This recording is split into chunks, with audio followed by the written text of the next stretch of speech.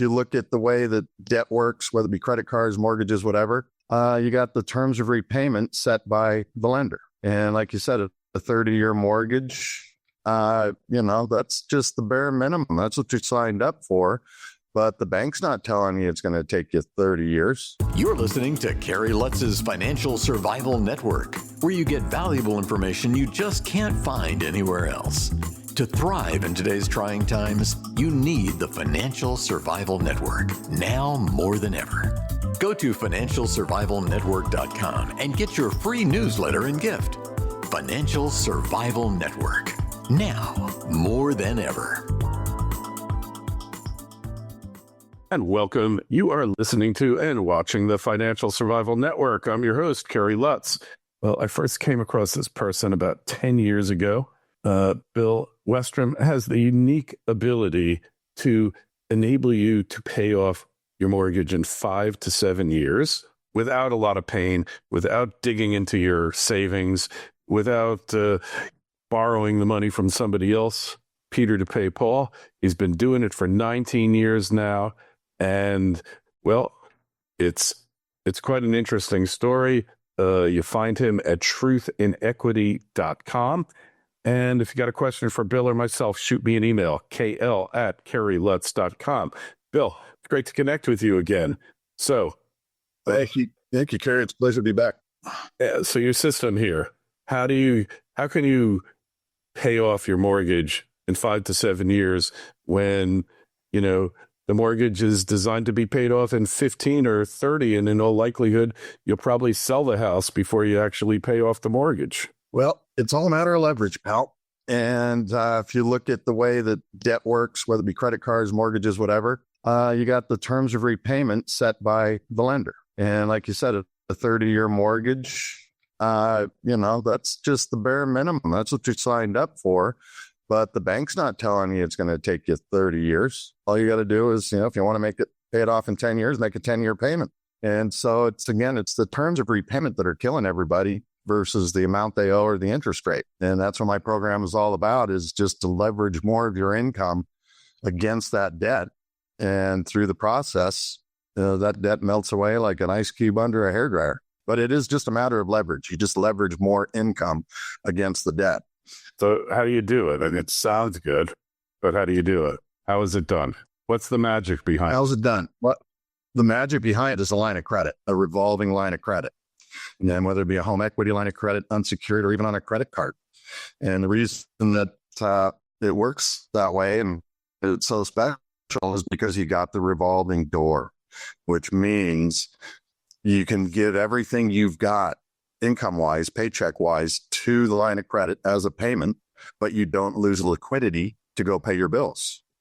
And as I describe it to people, the line of credit basically becomes a vault. You still receive income at a checking account. You still pay bills from a checking account. But in the middle of that, you transfer your money into that line of credit because your paycheck acts like a big payment.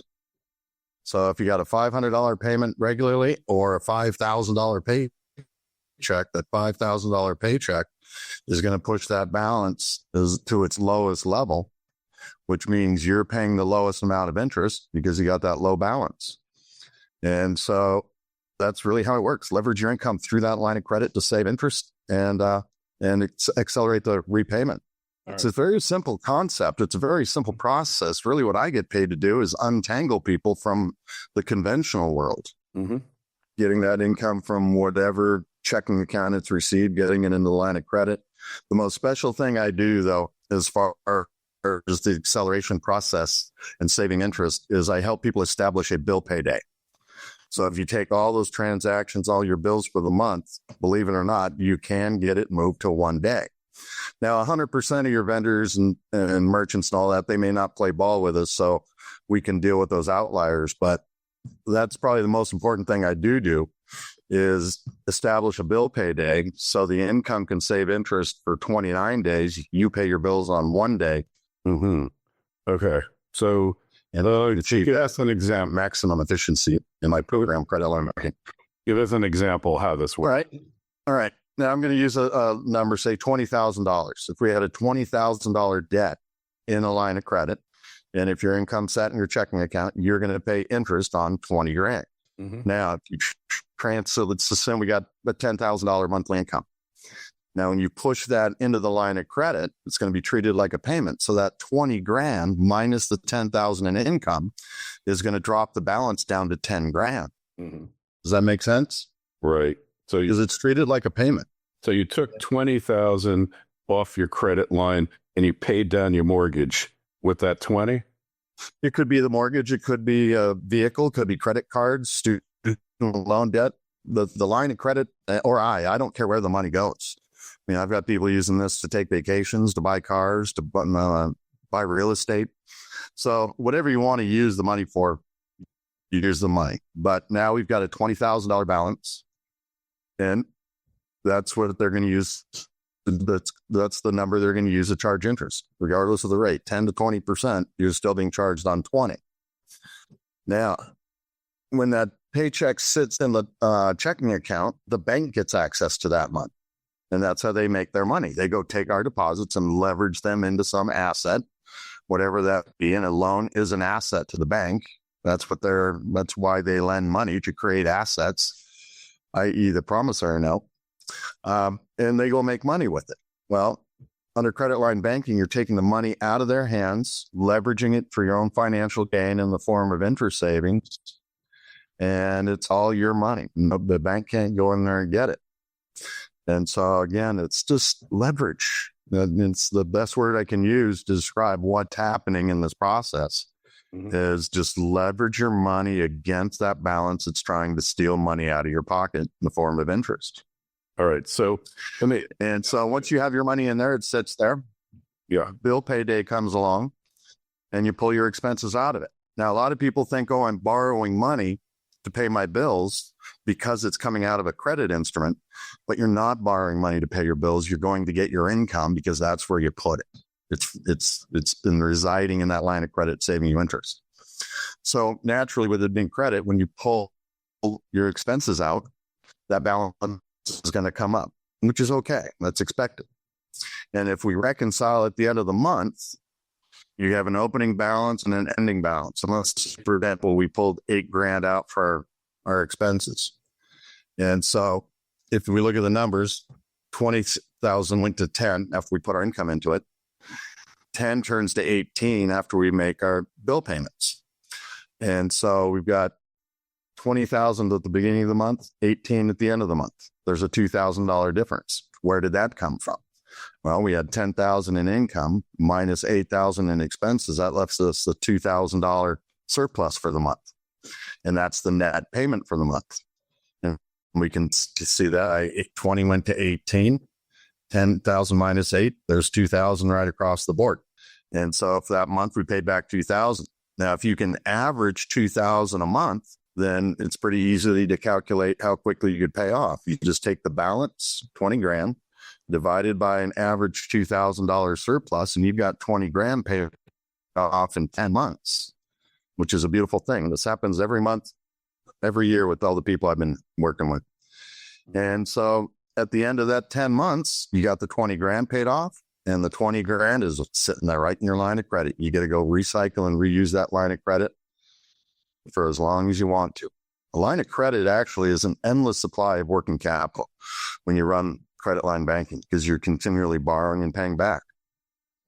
Do I want Most decent thing I've ever seen. Do I want to get a cash advance from my bank here? Or because then they charge you a no interest, say, for a year, but then you're paying a 3% or 4% service charge for the advance. Yeah. Well, call that interest, call it anything you want, right? Whether it's taxes, tariffs, fees, interest, it's all just cost. Yeah. Bottom line. And that 0% thing, yeah, it looks good on paper. And, these companies are really good at getting people focused on an interest rate. But the interest rate doesn't cost you the money, the balance does. And that's one thing that people need to understand. Because of the example I just gave you, if we take it from 20 to 10, we cut the balance in half, which means we cut the interest in half. We didn't have to chase the interest rate to lower our interest. We chased the balance. And when you focus and chase the balance, things just melt away faster than you ever thought. And when it comes to interest and all that, I get my students to not worry about it. If you don't want to pay interest, don't borrow money. It's just like taxes. If you don't want to pay taxes, don't earn any money. But that's not reality in our society anymore. I mean, debt is a constant. It's not going away. And that's why I'm so adamant about what I do. Because if you look at the government, we owe $36 trillion. But the government's got tariffs and taxes. They can sell guns and ammo to get rid of that debt. And if you slide over the consumer side, we owe $18 trillion. But when it comes to getting rid of that debt, we have no options except to earn more, spend less, chase interest rates, and play this traditional game that the traditional bankers and lenders and, the traditional model of capitalism in this country. I mean, that's the end result is $18 trillion to the public, but we don't have any relief. And, our debt's grown by approximately $8 trillion since 2012. After the bubble popped, interest rates have gone up continually over the last 10, 12 years, but it didn't stop people from borrowing money. People are going to, if they need it, they're going to go borrow the money and they're going to go buy it. And why I'm doing what I'm doing is because we need a better model of banking and borrowing. Otherwise, that 18 trillion is going to become 20, 25, 30. There's no hope for us or our children in the next generation if we don't get a better handle on our own personal debt, because it just can't be. It's a cradle to grave. So I guess in 19 years, right now, I guess it's dangerous for the country as a whole. Sure. So 19 years of doing this, Bill. Tell us a couple success stories. Boy, I got a lot of success stories. Well, whether it's just people paying off debt, I've had. One of my greatest stories was a young couple. They were only 28 years old when they joined me, and they had over 200 grand in credit card debt. They had car payments, et cetera, and they got rid of all their all their student loan debt, in a matter of 5 years. And they paid their mortgage off 3 years after that. So by the time they were not even 40, they were totally 100% debt free. One recent gal that I'm working with, this girl is 77. She owns 22 pieces of real estate, with 3 of them with mortgages. Now, there's a woman that you wouldn't think would need my help. She didn't need my help, but she did need somebody to teach her how to unload this stuff fast. And one thing she just recently did, she didn't want to tell me, she pulled 40 grand out of her line of credit and she bought a 4-plex. Yeah. And so she's got another piece of real estate. And again, that 40 grand that she borrowed out of the line of credit, with her cash flow, it'll be paid off within the first year. And then she'll just keep doing the same, run the same strategy, credit line banking, to pay off the rest of it. So there's just a couple. I could spend an hour with you with all sorts of fun stuff. All right. Well, but I do get people too that come back 3 to 5 years later. They said, "Hey, I heard about this. I wish I would have done it sooner." I'm sure. All right. So, Bill, just tell us how we find you on the web, how we connect with you, and to find out more about credit line banking. Okay. Go to truthandequity.com and you'll find the contact link up in the upper right-hand corner. You'll find my cell number, email address, and a link to my calendar. If you want to take my number down now, I'll take any and every phone call, 352-232-1751. And it all starts with a conversation just to get to know each other. There's no real sales process here. It's just a matter of getting to know each other, educating you on how this works, and seeing if you're a good candidate. All right. Sounds fascinating. And we definitely want to find out more about it. Hey, Bill, appreciate you coming on. If you got a question for Bill or myself, shoot me an email, kl@kerrylutz.com. You'll find a link in the show notes to this interview on Financial Survival Network. It'll take you right to Bill's site, truthandequity.com. And Bill, we'll talk to you again soon. Thanks for coming by. Thanks, Kerry. Appreciate it. Thanks for listening to Kerry Lutz's Financial Survival Network, your solution to today's trying times. For the latest, go to financialsurvivalnetwork.com. Financial Survival Network, now more than ever.